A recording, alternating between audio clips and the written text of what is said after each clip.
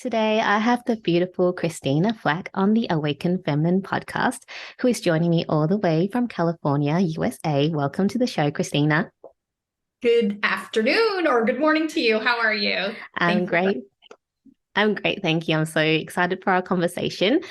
Before I get started, I like to ask my guests to introduce themselves just because it always feels better for some reason. So why don't you give us a big and quick introduction of who you are and what you do? Well, my name is Christina Flach. I am a celebrity makeup artist. I am the creator and CEO of Pretty Girl Makeup. I am a mother of 5. I am a philanthropist. I am the beauty expert on NBC on California Live, and I think that's it. Awesome. So much to talk about. Wow, you have 5 children. I've got 2 and I'm like struggling. So how do you do it all? The more you have, I have to say. So, Christina, before we dive into our conversation, I always love to ask my guests this question, and that is, what is your definition of an awakened feminine? I think, what is it? I would say someone that is open, that is confident, that is positive, and is willing to take life's bumps as learning lessons and not as failures. It's a beautiful definition. Thank you so much for sharing that. Now, let's dive in.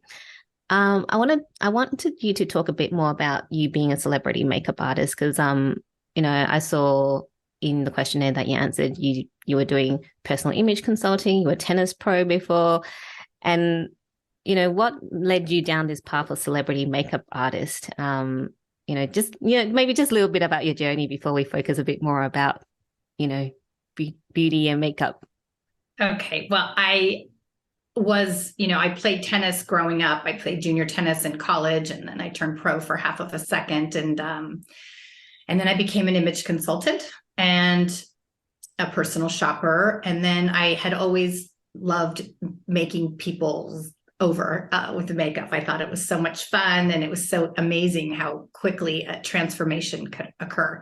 And so I really never expected to be a makeup artist, and certainly not a celebrity makeup artist. I just couldn't have even imagined this career that I have. So I am very happy that I have gone down this path. I love it so much. And it's always interesting. I travel to different places. I meet new people, work with different teams, and and I love, making things beautiful and the best version of themselves. So it's a perfect fit for me. Yeah. I want to ask you, obviously, when you start doing makeup, you wouldn't have been doing celebrity makeup straight away. What was it like for you when you had your first celebrity? What was that moment like going, oh my gosh, I'm doing celebrity makeup? I still think it's like, oh my gosh, I can't believe who's in my chair right now. I mean, I think that happens still to me all the time when I get a new client, and you just think like, I can't even believe I'm meeting this person. I have them all to myself. I feel like I'm Oprah for the time I'm with them, and we get to chat and get to know each other. It's fun. It's really, and I love using new products. And now that I'm a beauty expert on NBC on California Live, it's really fun, sharing new products with different people. And it's a fun thing. I just did a Valentine's segment that'll be airing soon about making bath bombs at home and soaps and scrubs and doing that. And then, talking about different types of makeup, different tricks and hacks and trends. So it's a lot of fun. It changes my job every day. I run my business as well. I run my company, but other days when, like today, I'm not on set, I'm doing interviews, I'm writing magazine articles, I'm preparing for different segments on the TV, getting social out. There's a lot. It just doesn't seem to end. So it keeps it interesting because it's never boring. Yeah, definitely. And how do you keep up with all the makeup trends? Because, makeup trends change like every season. Every 5 minutes. Yeah. Yeah, I just obviously am not someone that keeps up with the trends because every 5 minutes. it's hard for me as well. I think I just, I watch TV, I look online, I look on Instagram, and I just look on different things and see what I like. I don't really worry so much about these trends because my focus when I'm doing makeup is making someone look like the best version of themselves. And so sometimes those trends aren't always appropriate for everyone. So I may watch the trends and get inspired by them, but in the end, I just want to, guide and teach people how to make them look the best they can look. Yeah, I love that because I was reading a bit about you before our interview, and one of the I guess the core values that you have is helping people not just look beauty on, like, you kind of go in, it comes from the inside out. Beauty comes from inside out. So how do you kind of reconcile that? Because you're a celebrity makeup artist and Hollywood is always like, beauty is always on the outside. When, your value is like, no, it's beauty on the inside out. How do you kind of reconcile the external environment that you work with your values? That's a really great question. I think, I'm just pretty solid on who I am and what I believe. And that's all kinds of like outside chaos that I, just look at and acknowledge. But I truly believe that people that are happy, that have love in their life and in their heart, that are positive, that eat well, that rest, that exercise, that do all this inner, things that create a harmonious person, make you look like the better version of yourself. Getting rest is so important. And I believe getting exercise. And, yesterday was a National Green Juice Day here in the States, and talk about that all the time. And I do really believe that your body is a huge reflection on what you put into it, drinking the water, not drinking a lot of alcohol, getting enough rest. So I think it really does matter what you ingest, but also how you take care of your skin and keeping out of the sun. Different serums are super important, hydration on your skin, and it's, protecting it. So there's a lot of things that factor into one's beauty. Mm. As you were talking, taking care of ourselves is so important, but I think for young people, like, because when you're young in your 20s, your skin usually is like the best, is so like plump, your collagen is like probably the highest it'll be. And and it's, I find now, like, looking on social media, there's such a big emphasis on just taking care of the outside when we're talking about let's talk about on the inside.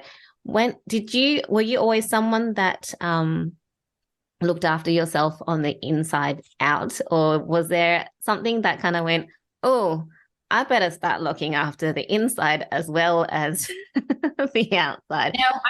It's funny. I am literally one of those people that always I was an athlete before. So it was super important, resting, making sure I was hydrated. So I didn't realize that my former life, my former world, being an athlete, would actually benefit what I do now. So I have always taken good care of myself. And I think, as we get older, it's not like you decide, oh, okay, when I'm 45, okay, now I'm going to start taking care of myself. It shows the people that have been taking care of themselves from a young age, you can tell. And the ones that have abused their bodies by, drinking, smoking, staying out late, being in the sun all the time, there's damage that you can't fix. And so that's why it is super important from a very young age to take care of yourself. It will pay off as you get older, I promise. Yeah, that's the message to all the young people and all the people that didn't look after themselves and that probably needs to look after themselves now. And they wonder why they look the way they look. Well, I don't know. You abuse anything and it's not going to, reward you, or, I think balance is super important in life. I think having love and laughter and joy and happiness and peace in your heart really does reflect on how you look. When I see someone, it's interesting working with different people, whether it be brides or, athletes or celebrities or whoever, the people that really are positive and happy, there's something in them. There's this inner, I don't know, radiance that comes across on the camera. So it's really interesting. The camera doesn't lie. So I think part of my job being a makeup artist is, when I get a client in my chair and sometimes they've been traveling and they just got off a plane and they're tired and they haven't slept well or they're in a bad mood. And I kind of have to, as best I can, help them to feel like the best version of themselves before they get in front of the camera. The camera does not lie. So you can be the best actress in the world, but if you're just not, your eyes will not shine. They won't have that sparkle. So I will use aromatherapy oil to massage their hand. I'll make sure they've had, some tea or coffee, make sure they're hydrated. Let's see if they have water, and then moisturize their face. And so there's all kinds of little tricks that I have in my makeup kit that I use to make sure everyone feels like, the best they can. Yeah.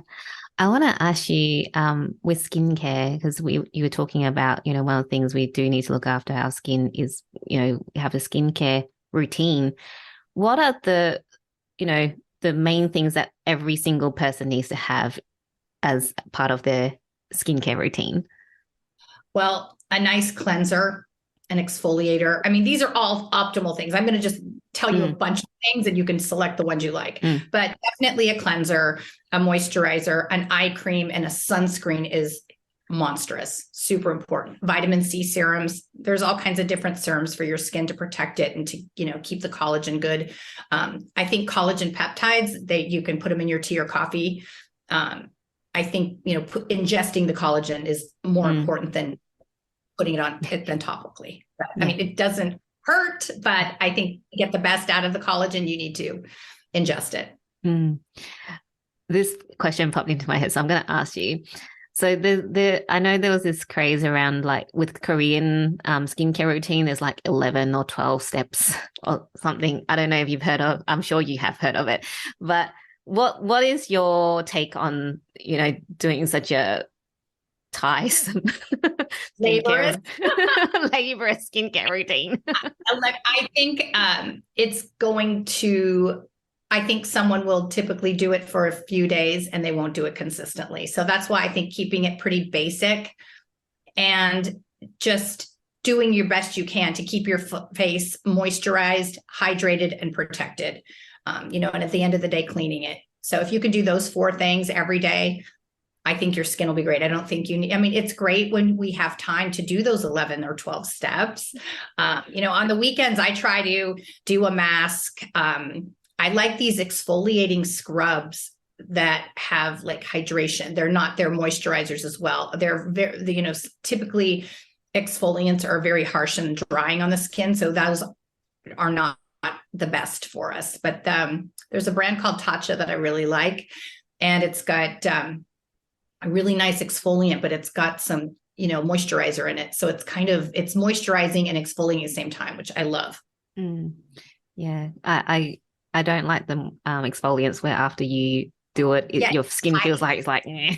Yeah, it's tight and it's irritated. And it's like, why'd you do that? Yeah. Okay, so this question popped up as well as you were talking about makeup before. So I'm going to ask you. So being a celebrity makeup artist, or a makeup artist, as doing different people from different nationalities, how do you find doing makeup from them? Do you find that you have to do different things because of, usually their bone structure and how they, because I'm Asian, as you can probably tell. So who would have thought? Obviously, my makeup would be different to your makeup. What are the things that you do differently for, how do you, I can't get my words out. You know what I'm asking you. I know what you're saying. So let me ask and answer the question. So when I look at a face, I don't go, oh, this person's Asian, this person's white, this person's, black. I just look at their skin color and I match it with the makeup. I know with people that are darker complected, I'm not going to use like white. I'm going to use more golds and warm tones. But I don't really look at, every face. I try to, I want the cheekbones, I like a skin to look fresh and dewy. I don't want it to look drying. I want the eyes to look bright. Sometimes eyes are going to need, or I'm going to put on lashes, obviously, but liner top and bottom. Some I'm not going to put anything on the bottom. It's just every face is different, and it really doesn't. It doesn't really matter what nationality you are. It's more of what your face, the shape of your face. Yeah. And so the skin color doesn't matter to me, or the nationality. It just, the skin tone, I just need to match the skin with the foundation, and then figure out like, okay, do I want the cheekbones to look bigger? Do I want these eyes smaller or bigger? I just kind of assess what needs to be done and do it. Yeah. When you do celebrities, do you know the outfit? Do you see the outfit before you do the makeup so you can match it? No, or does it matter? Doesn't matter to me. Like, it's so funny. A lot of times my clients will say, oh, do you want to see what I'm wearing? And I'm thinking in my head, no, not really. I don't care. Oh, that's how interesting. It doesn't matter. Like, I don't match the makeup to the clothes. I do a lot. Interesting. I do a lot of, kind of Bobby Brown, Mario kind of makeup that's more just neutrals. So there's never like, unless it's some crazy fashion shoot and I get to use like blues and greens and yellow or something, but I don't really match clothes to, maybe if it's a day event or a night event, then I'll take that into consideration, but it doesn't really matter to me what they're wearing. Yeah. So you focus on making them like really enhancing the natural beauty. Yes. I'm more concerned about making their skin look fresh and dewy and their eyes bright and, their lips full and lush. So that's more what for some, I'm a lazy makeup girl, very, very lazy. I've got 2 young kids and it's just like, I just need to slap something on my face and off we go. For someone like me, you have very nice skin. The lighting is really nice. The lighting I have makes Isn't lighting the greatest friend ever? I wish I could walk around the world with lighting. Just shine it, I sometimes look at pictures of myself. I'm like, God, who is she? Why can't I look like her all the time? We just need to walk around with like a light attached to us. I said that to my boyfriend the other day. I'm like, God, I wish I could look like her all the time. He goes, well, why don't you? I'm like, because that's lighting, okay? And all you had to say was, babe, you do look like that every day. I know. They get it wrong every time. So dumb. I completely lost my question. Oh, yeah. So someone that is lazy like me, right? What are the like, what would be the main things that I need to like use to make me look without doing too much? So I guess what you need to what anyone needs to figure out is, okay, I don't feel like spending a lot of time on my face.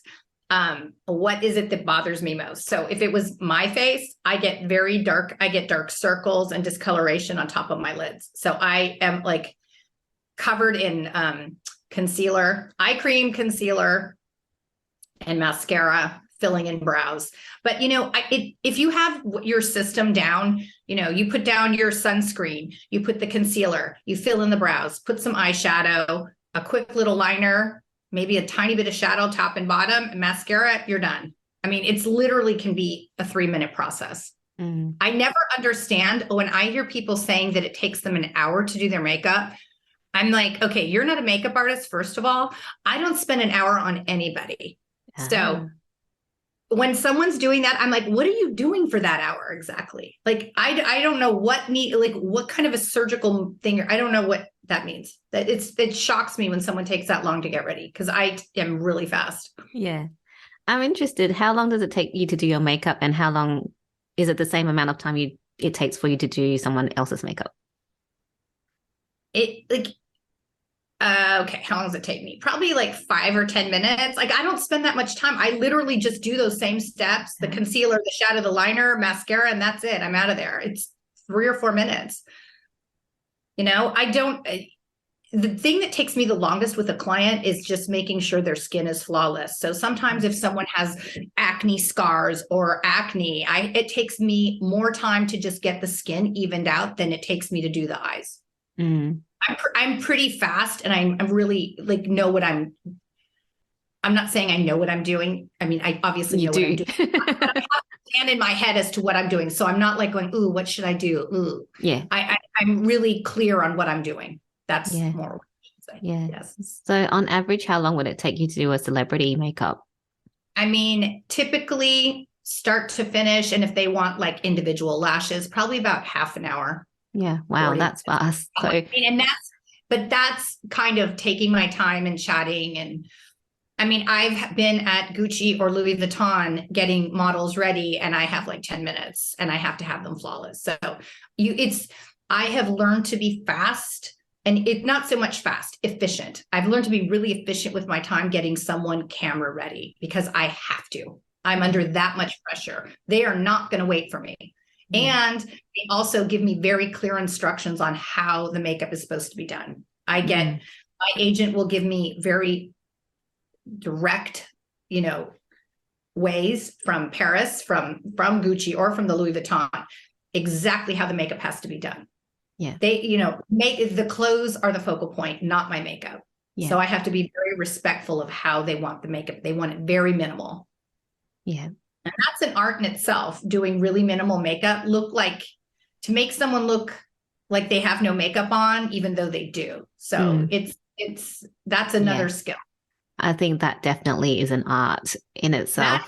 That is a lot harder, believe it or not, just going crazy. Yeah. Yes, I think so. Because even when I do my own makeup, like sometimes when I do spend a bit more time, it's a lot easier to make yourself look, make your eyes look really nice and everything than like trying to get that, I have no makeup, but I have makeup look. Yes. Yeah. I mean, the no makeup look, I mean, the biggest thing is just making sure that the dark circles under the eyes are gone and the lashes are there and the eyes are bright. I mean, that is the biggest thing, but it's, and you have to make sure. I think one thing that I am pretty good as just matchations. I can make skin look really good and dewy because I match the foundation pretty flawlessly. I don't have it be too dark or too light. It just disappears. And that is the trick. If I'm teaching anyone anything today, if you go to get, foundation, people ask me all the time, how do I get the right foundation? I've had people say, oh, I match it to my hand, even though our hand and our face are different. They'll match it to their inner arm. They'll match it to their thigh. I have heard everything under the sun. And honestly, all you have to do is go into the mirror in some light that's hitting your face, and the foundation should literally disappear. You should not see it. It shouldn't be too light or too dark. It needs to just vanish. Yeah. And that is the right color for you. That's a great tip. Yeah. Because, funny, because whenever I go to buy foundation, they're like, do you like it a bit lighter or do you like it a bit darker? That's a salesperson talking. That's not like a real makeup artist talking. Yeah. And I'm like, I just want it to look like my skin. Yeah. You're like, I don't want to, and the worst is when you see someone with like a white neck and a face, or a dark face and a white neck. So, it really needs to match. So it does take a minute. You really have to have natural light hitting your face. You can't do it looking at a wall or in a store with, fluorescent lighting. It's really hard to match. I mean, I went down to Nordstrom's once and I needed to grab some foundation for myself. I don't know what happened, but I didn't have any. I was out of town. I forget. I know. I don't know how I didn't have any, but I I had it for my kid. I don't use my personal makeup from my kids. Yes. And I went to try the foundation and I couldn't even match myself in the store because the lighting was so weird. So you actually need to put it on and go out near the door and see what color it is, because it's really, really hard with that lighting. It's virtually impossible. Yeah. It's it looks completely different out in the sun than when you're in the store with the bright lights shining. Right.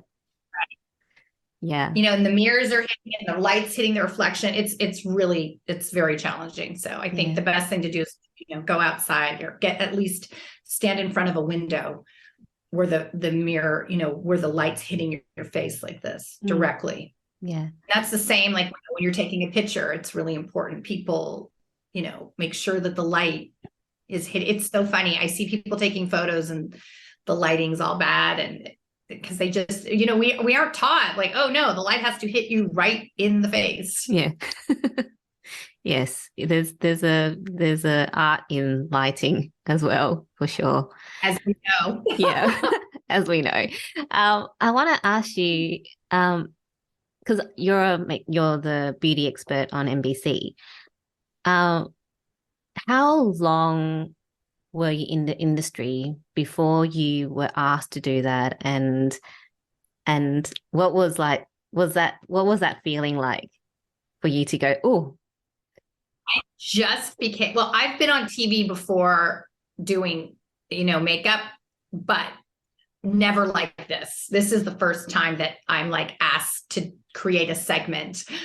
So I just started this last year. My friend Berlin Fisher was the beauty expert on NBC, and now he's the host. And then he asked me to do and I was terrified. I'm like, I can't do that. I'm a behind the camera person. I'm not a front of the camera person. He's like, you have to, that's one thing I've learned this year. You have to learn to be uncomfortable you have to learn to be comfortable being uncomfortable. Because if I hadn't learned to be comfortable being uncomfortable, I would not have taken advantage of that opportunity of being on NBC and getting to be in front of the camera. So I'm really grateful that he taught me that. I'm really grateful that he selected me, and I love doing it. It's fun. It's given me a confidence that I certainly didn't possess before, because it was so uncomfortable for me to have a camera in my face.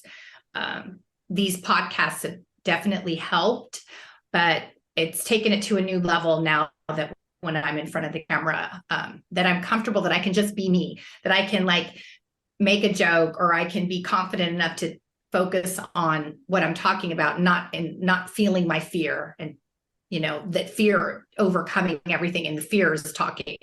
Yeah. It takes time, and just doing it over and over. It also helps that I'm talking about things that I'm comfortable with. I'm talking about what I know, makeup and beauty and fashion. Okay. That's like one thing that I can at least say, all right, well, I don't have to be worrying about that because that's my world.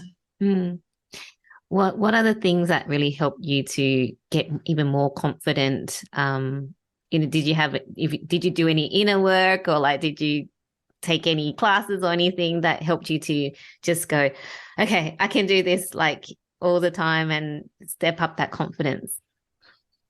Well, I'm constantly doing inner work. I work with an energy healer in Canada. Her name is Diane, and she's amazing. And so I've been working with her for about 5 years, very consistently, on being the best version of me, being confident, being happy, being at peace in my own skin. It's hard to really be at peace in your own skin. So all of these things have helped, but I definitely have worked, and I continue to constantly work on myself. I don't think we're ever done learning or getting better. I think if you ever think, oh, I'm perfect, I'm done, I've done all the work, there's nothing more, then you're really going to get a big life lesson, because I don't think we ever stop learning.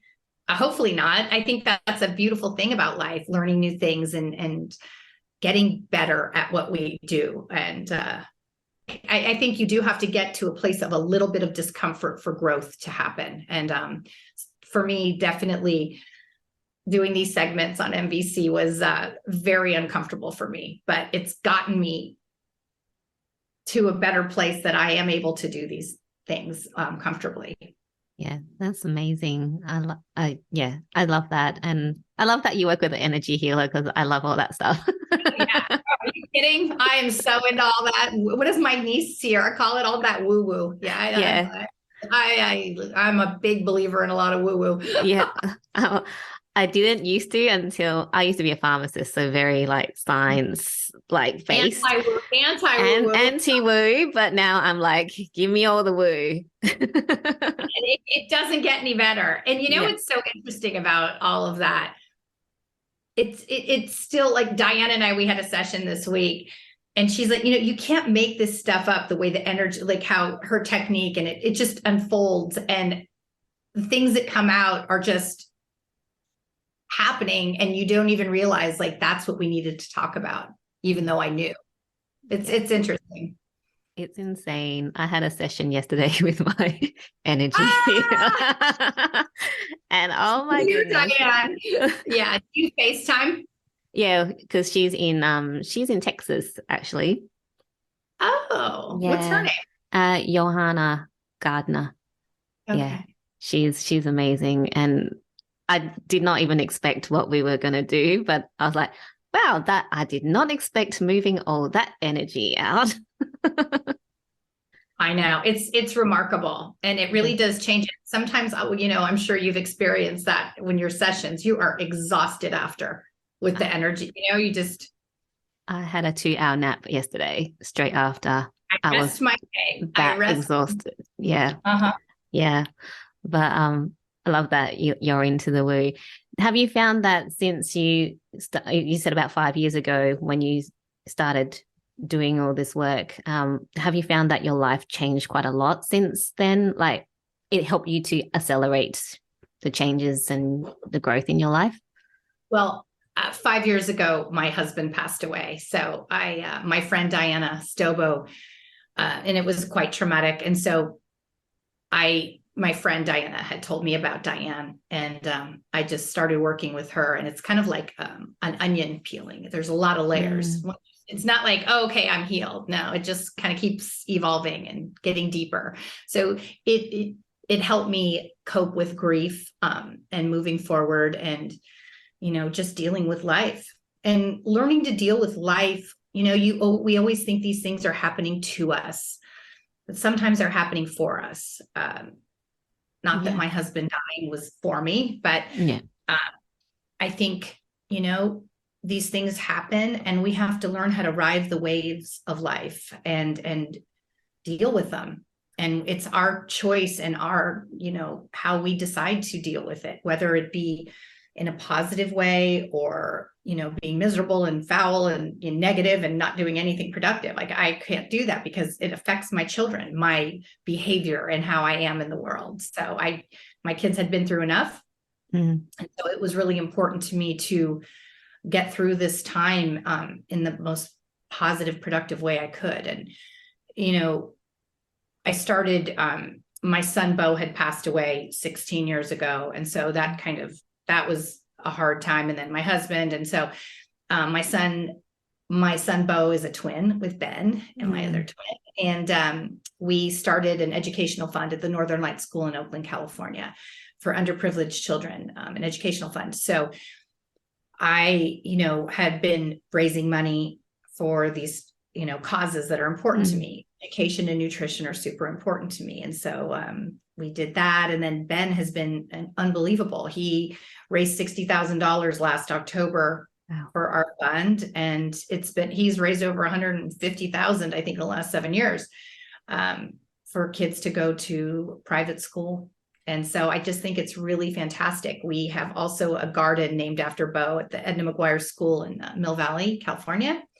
It's an outdoor classroom that's garden and fruit trees, and kids learn, they plant vegetables and harvest them, and they do science experiments, and they cook, and they have a farmer's market. And I really feel that kids will, when they have the experience of planting a seed and harvesting it and picking a tomato off and eating it, they're going to be more inclined to have better eating habits growing up when they're young and experience, having a garden and what that's like. So I really feel like that's important for kids, and turning into adults they're having healthy eating habits from a young age.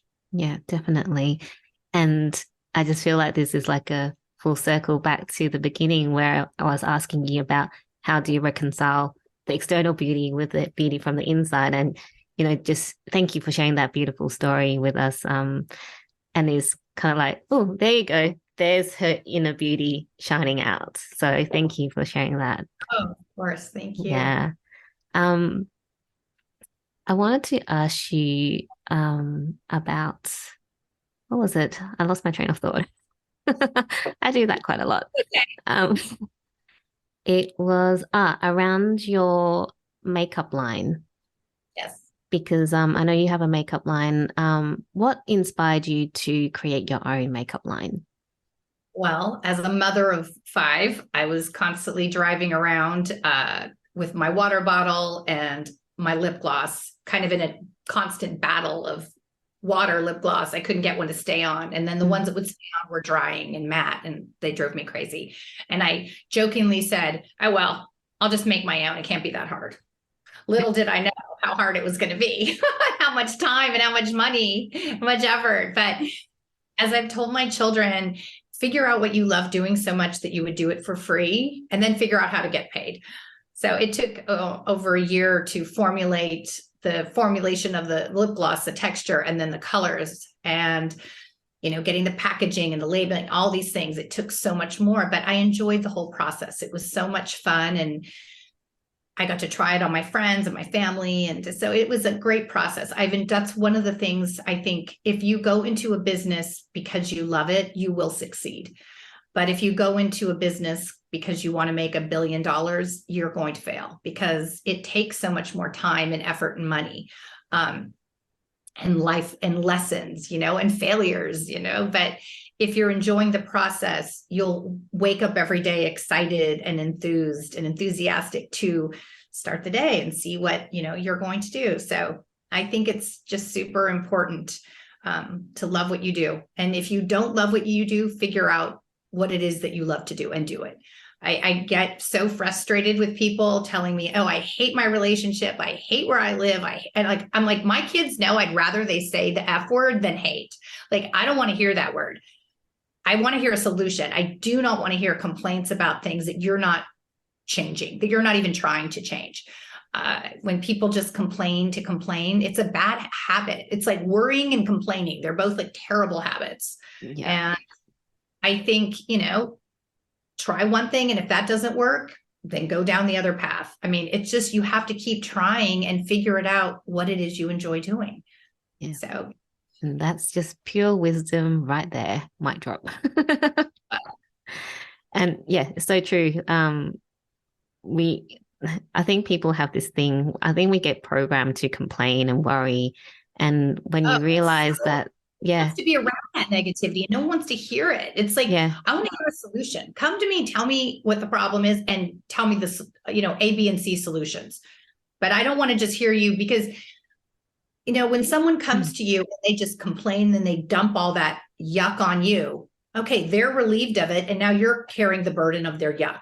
So I don't want to hear a bunch of yuck unless you have something to, like, tell me something that you're going to do to change the situation. Yeah, for sure.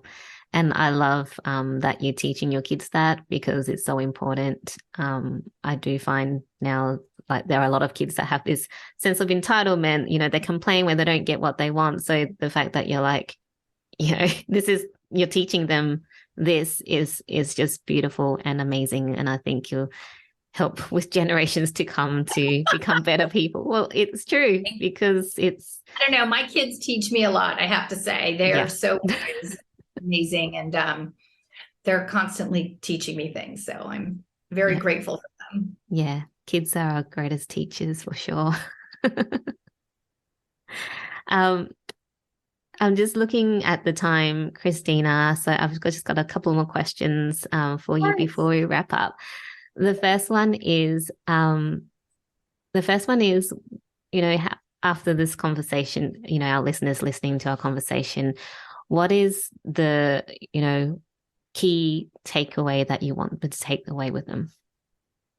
I would say dream big, have goals, and try to be 1% better every day, and be the best version of yourself, and treat people the way you want to be treated, and love big. I think it's super important, and to laugh, have balance, and, you know, enjoy your life. Yeah. You know, happiness is a choice. You can choose to be happy or choose not. So I really do try to be happy. Yeah, that's a beautiful piece of advice. Thank you for sharing that. And lastly, what is currently setting your soul on fire? Ooh, what is setting my soul on fire? Well, my new company, I'm Too Busy, is setting me on fire. I love that. I'm excited about that. And different projects that I have that I'm working on, and my clients. just life in general. I'm just really enjoying every different little thing. I'm just watching whatever comes to me. I'm just trying to enjoy whatever it is, whether it be my company or a photo shoot or my kids or my family. It's just, the world is just very different when you look at it like, okay, what's next? And say yes. My agents will call and I say yes to pretty much every opportunity because I never know where it's going to lead. And sometimes, my agents laugh. They're like, you don't even know what I'm going to ask you. And I'm like, well, it's yes. Like whatever it is, it's good. Like, so I think it's all good stuff, Yeah. Say yes to everything. Yeah. Saying yes to life. I don't need hearing no. No is like, oh, okay, you're the wrong person. I need to find someone's going to tell me yes. Yeah. I love that. Can you, are you able to share a bit more about your new company? I'm too busy. I'm just like, oh, I'm too busy. Yeah. Well, it's going to be it's exactly what we started talking about. I think people will take better care of themselves, especially men, when they have a system that is basic, that they can, do in 2 or 3 steps, 4 steps, right? And educate them to be consistent with their, the sunscreen and the hydration and the moisturizing. And with the makeup, I want to teach people to do, people get so stuck in their makeup routine. I want to have the containers that it shows like where to put it on your face, where under your brow and on your brow and on your liner. So it's going to be kind of interactive, and it's also going to be sustainable and clean. I'm very blessed that a lot of makeup companies send me products, but you would be appalled by how much they'll send me 2 little things in this huge box with all this, tissue paper. And I'm just thinking, oh my gosh, how many trees died for this box, And so I want our company, I told my partner the other day, I'm like, can we find compostable packaging to like ship out the stuff? Like, I want it to be really basic but obviously attractive and beautiful, but just not wasteful. Too much waste. I love everything about your new company. So I'm excited for for it. Do you have an approximate timeline of when you're launching? Yes, it's coming out this year. So, it's hopefully by, I can never say exactly when. It's always longer than we think. For me, it would come out tomorrow in my mind. Totally get where you're coming from. And he's going to be like, what? Yeah, I'll be the same if it was me. At the end of the year, I hope. Yeah. But, keep us posted. Of course. Yes. Absolutely. Yeah, because that just sounds amazing. And I love that, you bring the sustainability and that into it as well. Clean makeup. Yeah, very, very important for our world and environment. So thank you so much, Christina. It's been such a joy speaking to you today. Happy Saturday to you. Yeah, thank you. Thank you for waking up early and chatting with me. Yeah. If people want to find out more about you, where they can get your makeup line or, how they can work with you, where's the best place to find you? You can look on ChristinaFlach.com and on PrettyGirlMakeup.com. The makeup, we're offering 25% discount code with discount code Pretty Girl. We're on Instagram. Pretty Girl is PrettyGirlMakeup, and Christina Flach Makeup on Instagram. We're on Twitter, we're on Facebook, LinkedIn. We're all over. Yeah, everywhere. And I will have all those links in the show notes so people can find you. Thank you so much. Have a beautiful day. Yeah, thank you once again.